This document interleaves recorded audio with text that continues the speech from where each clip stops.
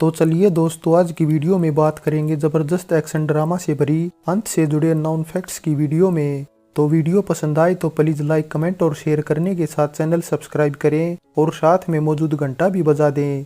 10 जून 1994 को रिलीज अंत में लीड रोल में सुनील शेट्टी, सोमी अली, परेश रावल, आलोक नाथ, दीपक सिरके, नीना गुप्ता, मरकंड देशपांडे, विजेंद्रा घाटगे और मोहन जोशी के अलावा कई और कलाकार नजर आए थे। फिल्म के डायरेक्टर थे संजय खन्ना, प्रोड्यूसर थे अशोक कोंडा, तो स्टोरी राइटर और डायलॉग राइटर थे दिलीप शुक्ला। बेटे कभी मेरे लपेटे में आ गया ना तो ऐसे ही रुमाल की तरह निचोड़ दूंगा श्याम। जुर्म और कानून का रिश्ता तो बहुत पुराना है साहब। तुम हो तो हम हैं तो तुम हो। साला दाढ़ी मुझ तो ऐसा बढ़ा के रखा है जैसे शेर चीते के साथ वड़ा पाव खाता हो। संगीतकार थे आनंद मिलिंद और गीतकार समीर के लिखे 6 सॉन्ग रखे गए थे।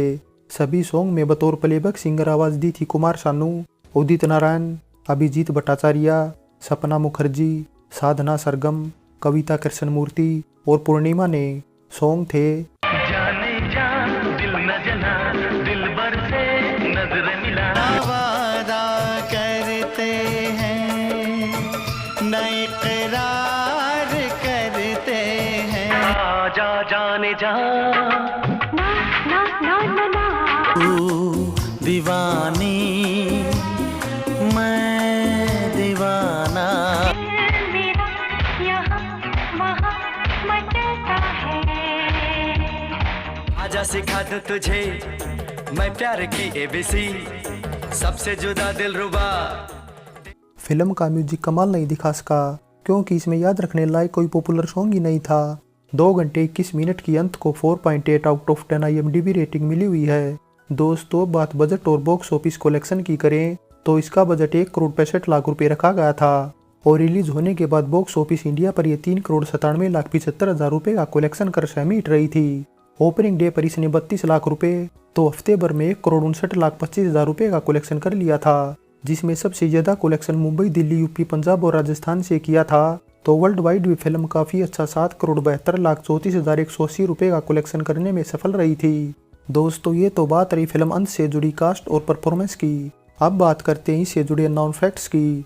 पहले फैक्ट की बात करें तो अंत बतौर डायरेक्टर संजय खन्ना की अगर डेब्यू फिल्म थी तो इसमें MB शेट्टी की वाइफ और रोहित शेट्टी की मां रत्ना शेट्टी भी नजर आई थी और साथ ही फिल्म पहले सुनील शेट्टी की बजाय अक्षय कुमार को ऑफर की गई थी, लेकिन दूसरी फिल्मों की शूटिंग में बिजी होने के चलते अक्षय इस फिल्म को साइन नहीं कर पाए। हालांकि इसके बाद जब सुनील शेट्टी को स्टोरी सुनाई गई तो पहले तो उन्होंने भी एक बारी करने से मना कर दिया था और क्यों मना किया था ये हम अगले फैक्ट में बताएंगे। लेकिन उससे पहले एक बात बताते चले कि साल 1994 का साल सुनील शेट्टी के करियर के लिए आज तक का सबसे बेस्ट साल था, क्योंकि इस साल उनकी पहली ब्लॉकबस्टर मोहरा तो रिलीज हुई थी। इसके अलावा बतौर सोलो हीरोइन उनकी साल 1992 में आई डेब्यू फिल्म बलवान के बाद दूसरी सफल फिल्म भी थी। सुनील शेट्टी की साल 1994 में अंत और मोहरा के अलावा दिलवाले, हम हैं बेमिसाल और गोपी किशन जैसी जबरदस्त फिल्में रिलीज हुई थी।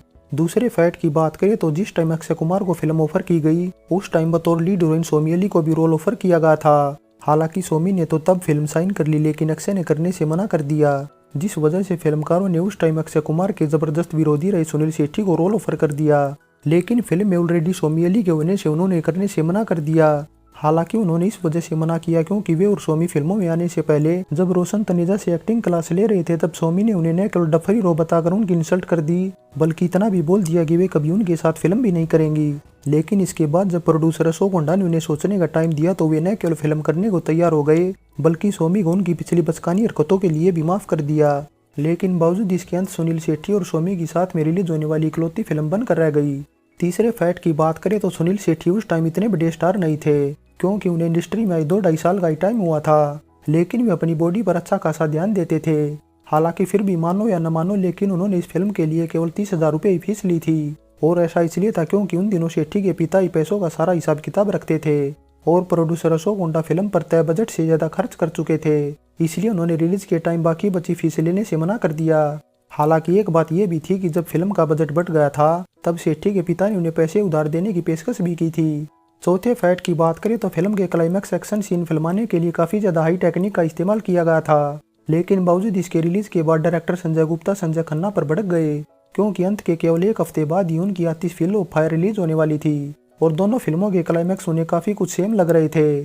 हालांकि आतिश तो ऑलरेडी एक Hong Kong film a better tomorrow का हिंदी रीमेक थी, लेकिन अंत बिल्कुल फ्रेश थी। इस वजह से संजय खन्ना को भी जवाब देने में देर नहीं लगी और उन्होंने गुप्ता पर अंत को नुकसान पहुंचाने का आरोप लगा दिया।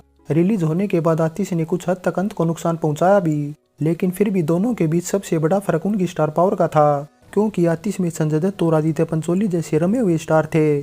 पांचवें फैक्ट की बात करें तो अंत टाइटल से इससे पहले साल 1984 में अमित खन्ना भी एक फिल्म का डायरेक्शन कर रहे थे, जिसमें राज बब्बर और समिता पाटिल साथ नजर आने वाले थे, लेकिन कुछ वजहों से फिल्म डिब्बा बंद कर दी गई। छठे फैक्ट की बात करें तो अंत फिल्म की रिलीज के बाद एक इंटरव्यू में ममता कुलकर्णी ने दावा किया कि फिल्म पहले उन्हें ऑफर की गई थी, लेकिन बिजी शेड्यूल के चलते वे साइन नहीं कर पाई थी। सातवें फैक्ट की बात करें तो फिल्म की शूटिंग खत्म कर जब director Sanjay Khanna final touch देने में लगे थे, तो उस टाइम मोरानी ब्रदर ने भी अपनी मल्टी स्टारर फिल्म दुश्मनी अवॉइडेड लव स्टोरी का डायरेक्शन करने के लिए संजय खन्ना को हायर किया था। उन्होंने कुछ सीन शूट भी कर लिए थे, लेकिन तभी उन्हें हटा दिया गया। हालांकि दुश्मनी के लिए केवल उन्हें ही नहीं बल्कि शेखर कपूर और करण राजदान भी इस लिस्ट में थे, जिन्हें बगैर फिल्म पूरी हुई हटा दिया गया था।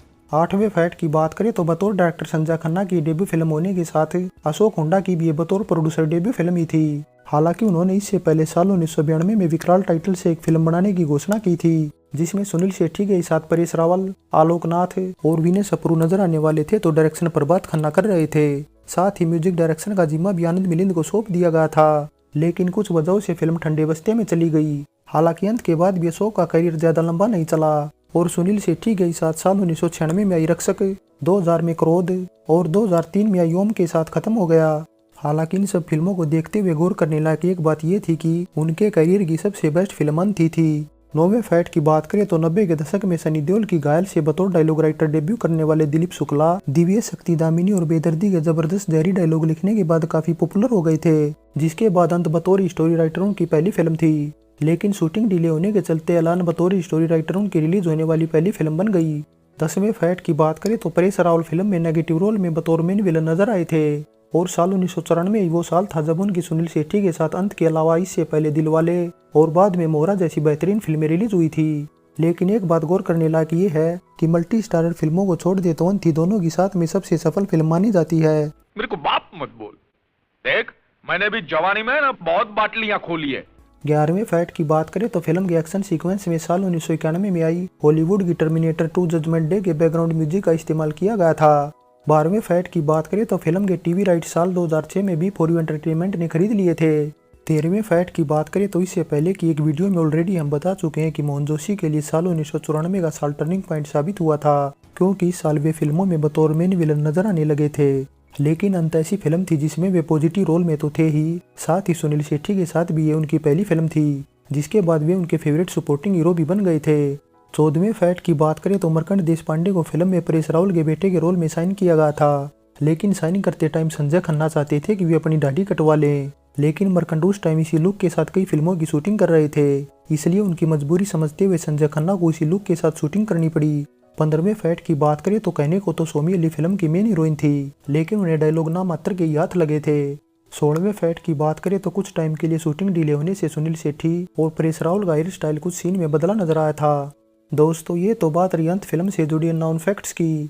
अब बात शूटिंग लोकेशन की करें तो इसकी शूटिंग मुंबई महाराष्ट्र की कुछ इंडोर और आउटडोर लोकेशन के अलावा आंध्र प्रदेश में की गई थी। शूटिंग लोकेशन के बाद अब बात साल 1994 की कुछ टॉप फिल्मों की करें तो उस साल ऑल टाइम ब्लॉकबस्टर हम आपके हैं कौन टॉप पर थी। नंबर 2 पर थी मोहरा, 3 पर क्रांतिवीर, 4 पर राजा बाबू और नंबर 5 पर मैं खिलाड़ी तू नाड़ी थी, तो अंत 23वें नंबर पर थी।